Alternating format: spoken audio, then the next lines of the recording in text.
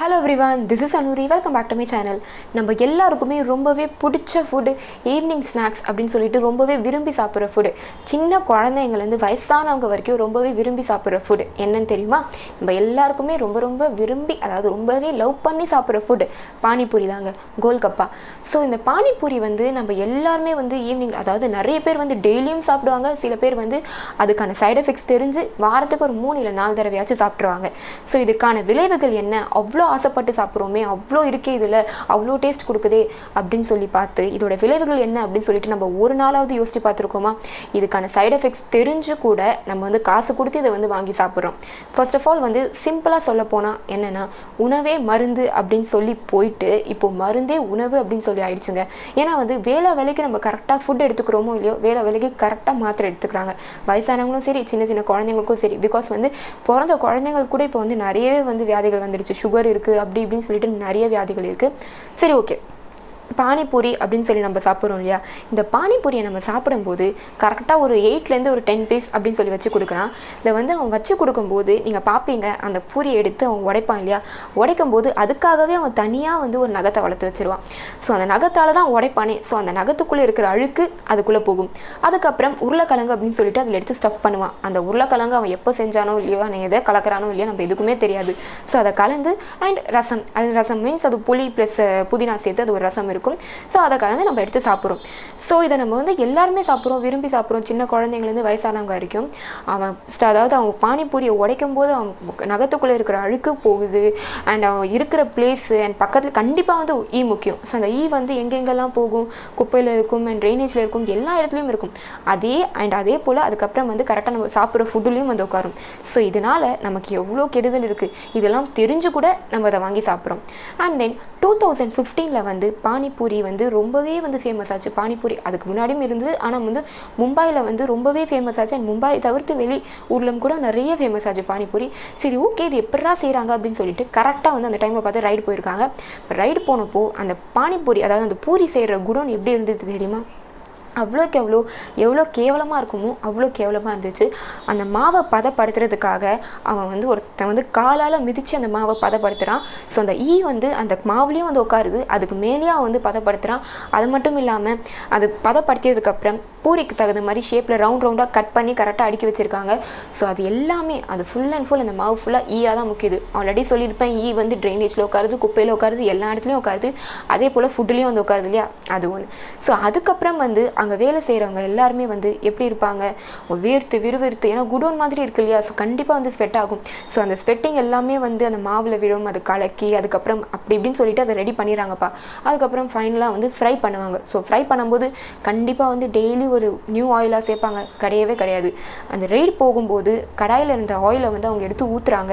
அப்படியே பிளாக்காக ஒரு மாதிரி திப்பியாக ஒரு மாதிரி சாலிடாக இதாச்சு. ஸோ அப்போ தான் தெரிஞ்சது ஆயில் ரெகுலராக யூஸ் பண்ணுறதுக்கான நியூ ஆயில் கிடையாது, ரொம்ப நாளைக்கு முன்னாடி யூஸ் பண்ணதே திருப்பி இதே போட்டு தான் யூஸ் பண்ணுறாங்க அப்படின்னு சொல்லிட்டு.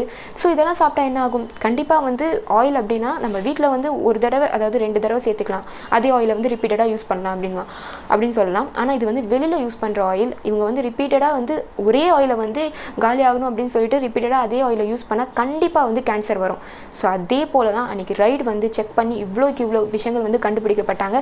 ஸோ நம்ம எல்லாருமே கூட பார்த்துருப்போம், ஒரு பிக்சர் ரிலீஸ் ஆச்சு இல்லையா ஒரு 2 வருஷத்துக்கு முன்னாடி, இந்த மாதிரி பானிபூரியை காலால் தான் மிதித்து பதப்படுத்துகிறாங்க அப்படின்னு சொல்லிட்டு. ஸோ அதுலேருந்தே தெரியும். அதுக்கப்புறம் இப்போ கூட சரி, சில இடங்களில் இது போல் தான் பானிபூரிகள் பூரி இப்படி தான் ப்ரிப்பேர் பண்ணுறாங்களே, அது தெரிஞ்சும் இது சாப்பிட்டா இது இப்படி தான் தயாரிக்கிறாங்க, இதில் இதிலலாம் இருக்குது, அவங்க நகத்தால் தான் அதை உடச்சி அதுக்குள்ளே உருளைக்கிழங்கு ஸ்டஃப் பண்ணுறான் அப்படி இப்படின்னு சொல்லிட்டு எல்லாமே தெரியும். அங்கே முக்கிறது கூட நம்ம 2 கண்ணாலையும் பார்ப்போம்.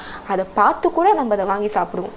ஸோ இதுலேருந்தே தெரிஞ்சுக்கோங்க, நம்ம எந்த நிலமையில இருக்கோம் அப்படின்னு சொல்லிட்டு. நமக்கு அந்த பானிபூரி ரொம்பவே பிடிக்கும். ஸோ செல்ஃப் கண்ட்ரோல் இல்லாததுனால நிறைய பேர் இது ரொம்பவே பிடிக்கும், பானிபூரினா எனக்கு உயிர், ஸோ அவ்வளோ லவ் பண்ணி சாப்பிடுவேன் அப்படி இப்படின்னு சொல்லிட்டு சாட் ஐட்டம்ஸ் டெய்லி ரெகுலராக சாப்பிட்றதுனால எவ்வளோ பேர் உயிரை இழந்து போயிருக்காங்க.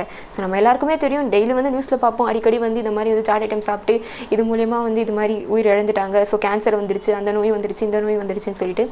எனக்கு நல்லா ஞாபகம் இருந்து, நான் 6th படிக்கும்போது சாரி 6th இல்லை 8th படிக்கும்போது ஒரு 6th ஸ்டாண்டர்ட் பையன் வந்து டெய்லி அவன் 6th ஜாயின் பண்ணதுலேருந்து டெய்லி வந்து அவன் பானிபூரி சாப்பிட்ருக்கான். பானிபூரி சாப்பிட்டு திடீர்னு வந்து அவ்வளோ வயிற்றில் வந்து வலி வந்திருக்கு. ஸோ ஹாஸ்பிட்டல் அட்மிட் பண்ணால் அவனுக்கு வந்து கேன்சர்னு தெரிஞ்சு கொஞ்ச நாள்லேயே வந்து அவன் உயிரிழந்துட்டான். ஸோ இதுலேருந்தே தெரிஞ்சுக்கோங்க, டெய்லி வந்து நிறைய பேர் வந்து பானிபூரி சாப்பிட்றதுனால அவ்வளோ சைட் எஃபெக்ட்ஸ் இருக்குது. எல்லாமே வந்து ஒரு லிமிட் தான்.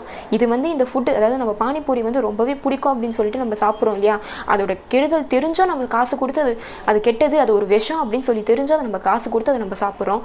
ஆனால் அந்த விஷத்தை வந்து அது ஃபுட்டு தான், அதை வந்து ஒரு அளவாக எடுத்துக்காமல் ரெகுலராக டெய்லி நிறைய எடுத்துக்கிறதுனால அவ்வளோ ப்ராப்ளம் வந்து ஃபேஸ் பண்ணுறது இருக்குது.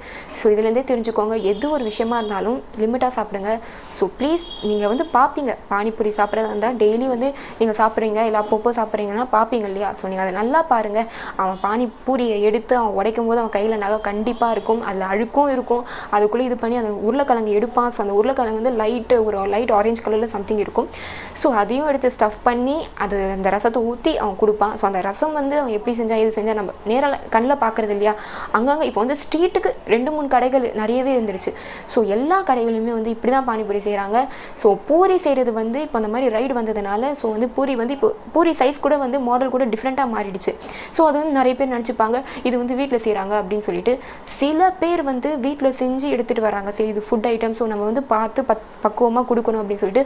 ஆனால் சில இடங்களில் வந்து இன்னமும் கூட அந்த மாவை வந்து காலால் தான் வந்து பதப்படுத்துகிறாங்க. ஸோ இது வந்து நமக்கு தெரிய போகிறது இல்லை. பானிபூரினா நம்ம எல்லாருக்குமே தெரியும், ரொம்ப பிடிச்ச ஸ்நாக்ஸ் அப்படின்னு சொல்லிட்டு நம்ம வாங்கி சாப்பிட்றோம் இல்லையா. ஸோ பானிபூரினால் ரொம்பவே வந்து ஒரு பேரழிவு இருக்குது. ஸோ உடம்புல வந்து நோய் எதிர்ப்பு சக்திகள் ரொம்பவே கம்மியாக இருக்கிறவங்க வந்து இதை சாப்பிட்டா கண்டிப்பாக வந்து ஒரு பெரிய நோயில் வந்து அட்டாக் ஆவாங்க. ஸோ எதுவாக இருந்தாலும் சரி, எந்த ஒரு ஃபுட்டாக இருந்தாலும் சரி, எந்த ஒரு விஷயமா இருந்தாலும் சரி, அளவாக எடுத்துக்கோங்க. ஸோ அளவுக்கு மீறினால் அமிர்தமும் நஞ்சு இல்லையா. ஸோ நீங்கள் அளவுக்கு மீறினால் கண்டிப்பாக வந்து பானிபூரி வந்து சில பேருக்கு ஒத்துக்கும், ஏன்னா சில பேருக்கு ஒத்துக்கும், சில பேருக்கு ஒத்துக்காது. ஸோ சில பேர் பிடிக்காதுன்னு கூட சொல்லுவாங்க, பிகாஸ் வந்து அவங்களுக்கு டைஜஸ்ட் ஆகாது இப்படின்னு சொல்லிட்டு, பிகாஸ் வந்து ஃப்ரை பண்ணது இல்லையா. ஸோ இவ்வளோ இருக்குது பானிபூரியில். நம்ம எல்லாருக்குமே வந்து ரொம்பவே பானிபூரி பிடிக்கும். ஸோ அதை வேறு சாப்பிட்டு ஃபோட்டோ செல்ஃபிஸ்லாம் எடுத்து ஸ்டேட்டஸில் போடுவாங்க. ஸோ அதை வந்து அவங்க ஃப்ரெண்ட்ஸ்லாம் பார்த்து என்னை விட்டு போய் நீ சாப்பிட்டியா அப்படின்னு சொல்லிட்டு நிறைய விஷயங்கள் இருக்குது. ஆனால் இதுக்கப்புறம் பானிபூரி அப்படின்னு சொல்லி எடுத்துக்கிட்டா, ஸோ ப்ளீஸ் கண்டிப்பாக யோசிச்சு முடிவெடுங்க, சாப்பிடணுமா வேணாமா அப்படின்னு சொல்லிட்டு. பானிபூரி சாப்பிட்டா கண்டிப்பாக அதுக்கு வந்து நிறைய சைடு எஃபெக்ட்ஸ் இருக்குது. ஸோ பார்த்து பத்திரமா இருங்க. ஃபுட்டு சாப்பிட்றீங்கன்னா ரொம்பவே வந்து ஒரு நேச்சுரலான ஃபுட்டாக சாப்பிடுங்க. அதாவது ஃப்ரூட்ஸ், வெஜிடபிள்ஸ் இந்த மாதிரி சாப்பிடுங்க. ஸோ ஒரு ஸ்ட்ரீட் சைட் ஃபுட் அப்படின்னு சொல்லிட்டு இது வந்து நிறைய சாப்பிட்றதுனால அவ்வளோ ப்ராப்ளம்ஸ் இருக்குது. ஸோ பார்த்து பத்திரமா இருங்க. அண்ட் இதே போல் நெக்ஸ்ட் டிஃப்ரெண்ட்டான டாபிக்ஸில் வந்து நான் உங்களை வந்து பார்க்குறேன். அண்ட் ரொம்ப சேஃபாக இருந்துக்கோங்க. இது வரைக்கும் என்னோட சேனலை சப்ஸ்கிரைப் பண்ணாதவங்க எல்லாருமே வந்து ப்ளீஸ் சப்ஸ்கிரைப். சேனல் பக்கத்தில் இருக்கிற அந்த பெல் ஐக்கானையும் கிளிக் பண்ணிடுங்க. And then take care, bye, see you soon.